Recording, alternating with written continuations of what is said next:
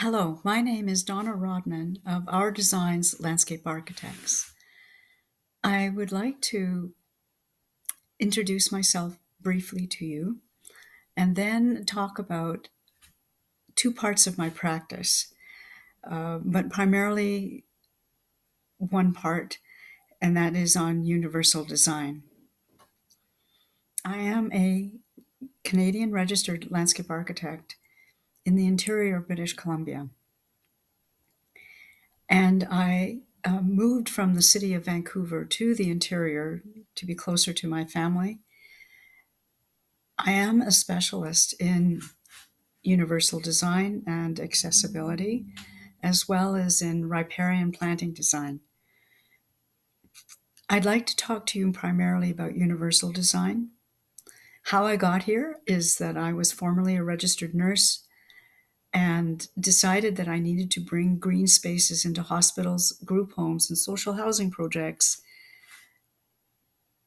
And I have a mission statement basically that includes designing for everyone, anywhere, to improve life safety and life conditions for those who have disabilities, seniors, people with special needs, children with special needs. And it's been a journey to move from being a registered nurse, now retired, to becoming a registered landscape architect in Canada. I speak two other languages other than English, and I have an extensive resume. My website is www.ourdesigns.ca. That's www.ourdesigns.ca. I hope you go to visit it. So what is universal design? Well, here's some of the rationale, the history, and the 7 principles of it. A community which is planned and designed to accommodate all its citizens celebrates potential, quality of life, and diversity of ability. Such a community also reaps social and financial benefits when citizens can enter businesses, cross streets, attend games and concerts, or participate in outdoor recreation. The organizational model is called universal design, and it combines accessibility, adaptability, inclusivity, and freedom from barriers to allow, quote, all degrees of sensory awareness, all types of movement, all levels of physical and intellectual function. That's a quote from PLAE, P-L-A-E Inc., 1993. I had the privilege of meeting Ron Mace, a fellow of the American Institute of Architects, who pioneered and passionately promoted the concept of universal design, changed the minimum standards for building codes to, quote, incorporate products as well as building features, which to the greatest extent possible can be used by everyone. Ron has since passed away. Outdoor or natural areas offer unique challenges as well as special opportunities for planners, engineers, and designers. Many outdoor spaces are neither accessible or to or nor usable by a large cross-section of the population and people. Our natural environment does not always lend itself to manipulation as easily as built structures do, built structures being on pretty much level floor plans, sometimes with stairs to the front door. Many natural settings can be made available to more users with modifications that do not detract from their natural characteristics. And this is true too because there's a misconception about universal design that it's all about concrete. No, it's not. It's about making areas accessible for as many user groups as possible. So if you have a wetland and you want the public to access it, regardless of their level of ability, you would want to design a boardwalk or a viewing platform with some signage that is universally designed, that allows everyone to understand what they're looking at in a working wetland. So universal design is not just about minimalism, as we often see in architecture. It's about minimalism, including natural elements and natural features within it. So you want clear sights, clear directions. You want uncomplicated environments as far as design is concerned in plazas, but you want to also bring nature in because that's what soothes us. That's what heals us. It's our connection to nature that helps improve our emotions, our feelings of self-worth, our ability to push our limits. It's that kind of access that makes a big difference in people's lives, especially those who are confined in chairs. And this is one of the motivations that had me move from nursing with a scientific, analytical kind of mind and creative mind into landscape architecture. And the journey is building technology, urban geographer, and finally a registered LA landscape architect.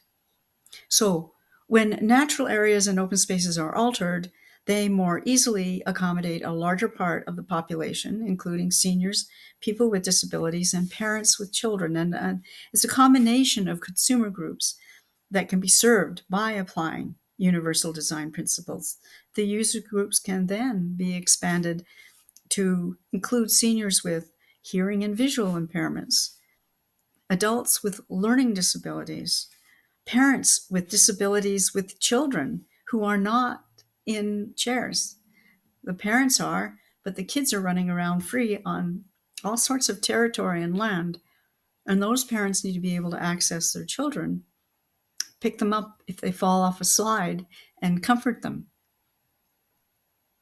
Then there's parents with children with disabilities, and their hope and love would be that their children could be included to play with other children who do not have disabilities. So there's integration of their child in society, and the child feels connected to their peers. And then there's people with multiple disabilities, and we take a look at somebody like Helen Keller, who was born blind and deaf, totally, in a Black world as a little girl. I mean, can you imagine not, not being able to hear your parents' voices or see them? And finally, somebody's dropping a bit of water on her hand and signing and telling her, "This is water. This is water. This wet spot is water." And she clues in. Oh, what a way to change her entire world, that she could now sign with somebody and somebody could sign to her and help her. It's amazing development. I wrote a booklet, and I'll show you this very quickly. It's called Universal Design Guidelines for Outdoor Spaces, Plan and Design for Choice. It was funded by Measuring Up Legacies 2010. It's published in the province of British Columbia, but we only have 300 copies. On top of my website, www.ourdesigns.ca, there's a 10 megabyte download of this book. I want to show you a diagram that's in it that will help understand the next sequence of conversation and shares that I have with you. And this diagram traces the beginning of the concept of needing accessibility, basically, from 1919, when the veterans were returning from World War I and World War II, to the idea that more people would be served if their homes were adaptable, because these vets could not go back home and have any form of communication with their family for meals or read stories to their kids because they couldn't get into their own homes because there's always stairs. To the greater value of universal design to a larger population group, including people with visual impairments. This is why you see the person with the cane. We still have mobility, because mobility is a big part of this. Then we go into the accessibility dimension of design. And finally, we move into the equitable model of universal design. And the key parts of universal design is that they can address people with cognitive issues or learning disabilities, hearing, visual, and of course, mobility. The population impact on more people with greater abilities and or disabilities. It depends on your perspective, to get around in their environment. And the key parts of universal design at that given point is that it's proactive, it's inclusive, it's invisible, and environmental. I came into universal design around 1984-85. I got exposed to it and worked for a couple of architects who specialized in accessibility at that time.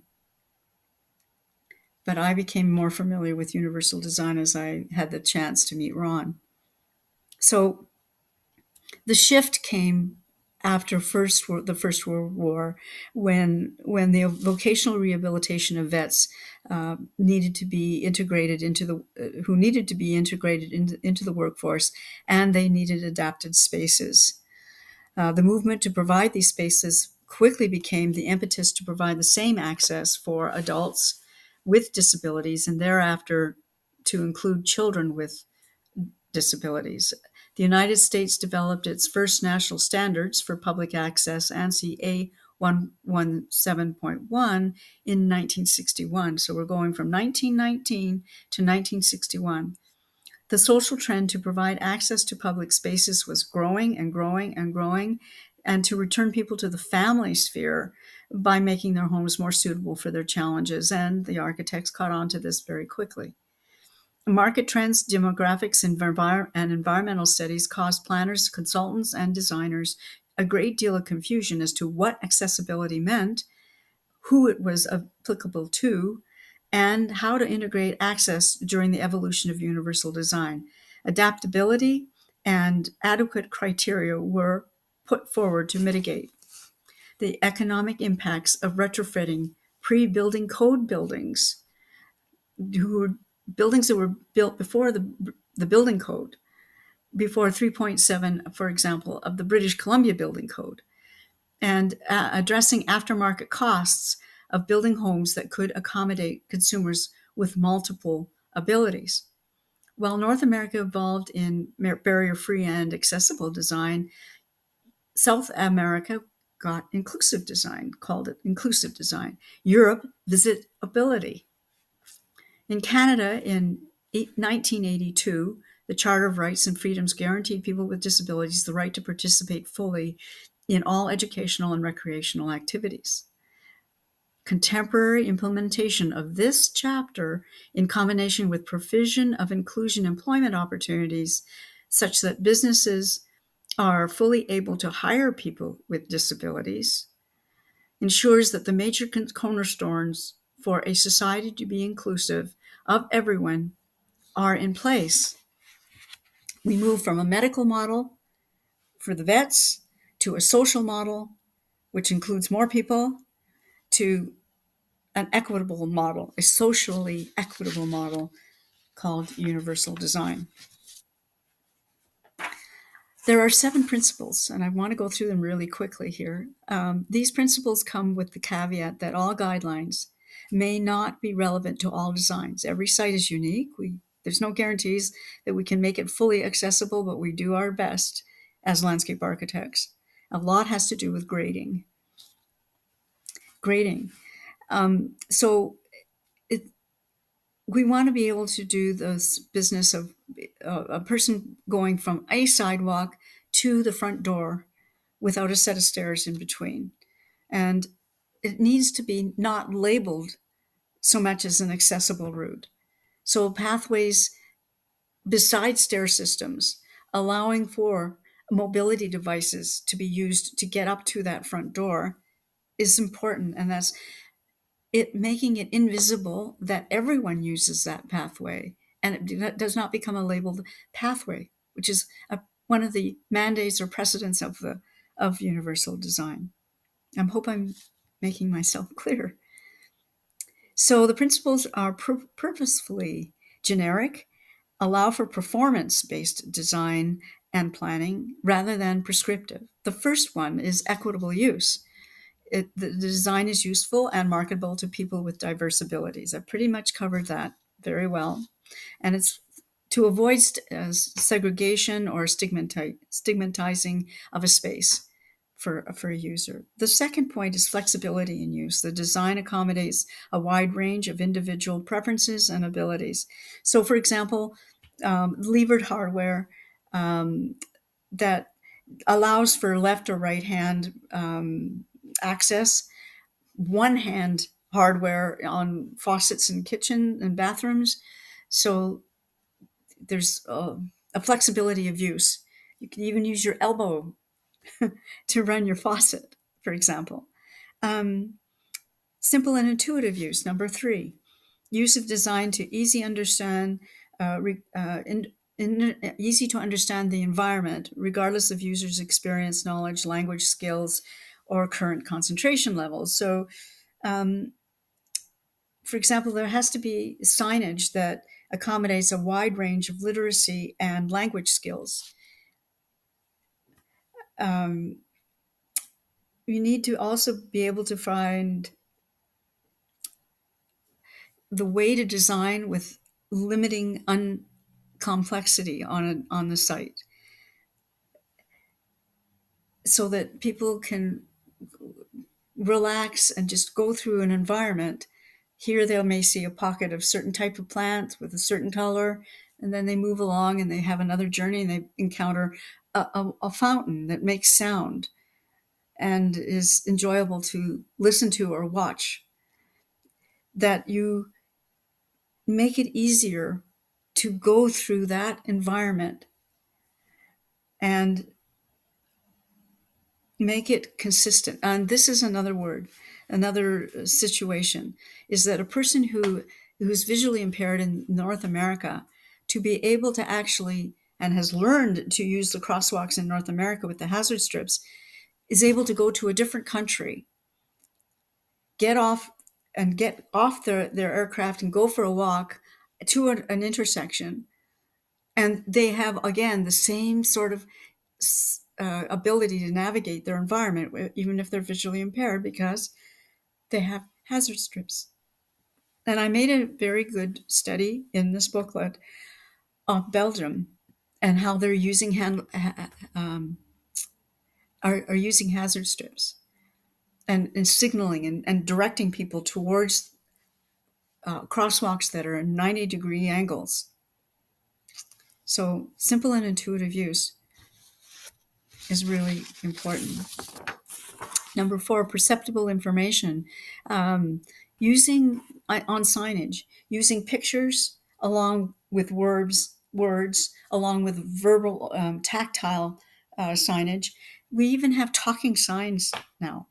You can go to a museum in New York and stand on a pressure sensor, and suddenly a voice comes on and tells you what you're looking at. And if you're visually impaired, you can reach out and actually touch the sculpture and read the sculpture with your hands, and you're hearing the story about the sculpture. These assistive and technical solutions for various different abilities are part of the consumer expansion and the application of the principles of universal design. Our cell phones, we can now expand the text on our cell phones. We can change the color of the text against a background so we can read them more easily. For example, for the aging eye, where the eye starts to look at things with more a tint of yellow. And these kinds of things are important to be understood. Tolerance for error. Minimize hazards and the adverse consequences of accidental or unintentional actions. So this is where I have a concern about some of the things of creating fanned corners with ramps at the corner rather than crosswalks at 90 degrees angles with ramps going down onto crosswalks that are actually set back from an intersection. I have concern. I see a lot of these fanned ramps. What that does is it takes somebody who has a wheelchair or somebody with a visual impairment and actually sends them into the corner of the intersection where the cars are turning. And if I show you this diagram right here that I'm trying to get to right immediately, you'll understand exactly what I mean. See this diagram here with the crosswalks. And the car, in that diagram, the car is sitting right at the corner. It's sitting right at the corner of the crosswalk of this sidewalk. If somebody is on a fanned ramp and goes down that corner right there where that car is, they're going to get hit by the car. That's my personal attention to some of these details, and that's why I bring it up in this particular book that I've written. Low physical effort. There's another diagram here that applies to the universal design and low physical effort. One of the difficulties for grading in landscape architecture is bringing the percent slope down of these walkways. This is an example of a diagram that I'm trying to convey in this book about the progression of the disabling process. When a person has a fall, hurts their knee, hurts their back, they end up having a pathology, some kind of an injury, that after repetitive use or misuse of that knee or lower back becomes an impairment. Then it becomes a function of limitation of either the joint or the back to be able to lift, or the knee to bend properly or carry the weight of a person. It becomes a disability if the motion is repetitively occurring.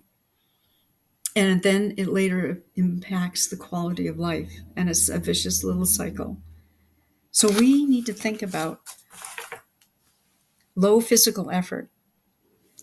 When we are grading our pathways, think of the person in a chair who has to motor their way up, push themselves and their chair up a ramp, wearing out their shoulder rotator cuffs, inflaming the ligaments. And these become far more painful as the person repetitively does this. And as they age, it becomes far, far more difficult. Now we have new chairs. We have sports chairs that are really light, and we've got the electric battery run chairs for people as they age and get older. But you want to try to avoid the pain, the low physical effort. The last one is size and space for approach and use. And this is basically providing a clear line of sight to important elements for any seated or standing user. It means putting a space beside a door where if the person is carrying, say, a flower pot or a bag of groceries, they can put their package on a space by the door, a small door table, work with the lever handle to open the door, be able to transfer that package onto their laps, get their front wheels of their chairs over the door sill, get their rear wheels over the door sill, push further that door to get in through to where they're intended, and then be able to close the door without any pain, without a lot of mishap with their parcels. Size and space for approach and use is the seventh and last principle of universal design. I want to thank you for listening to me, and I hope this has been beneficial for you to hear the story, the rationale, and the principles of universal design. My name is Donna Rodman. I'm a registered landscape architect in Canada, and I'm very happy to share this with you and increase your awareness about universal design. Thank you for hearing me.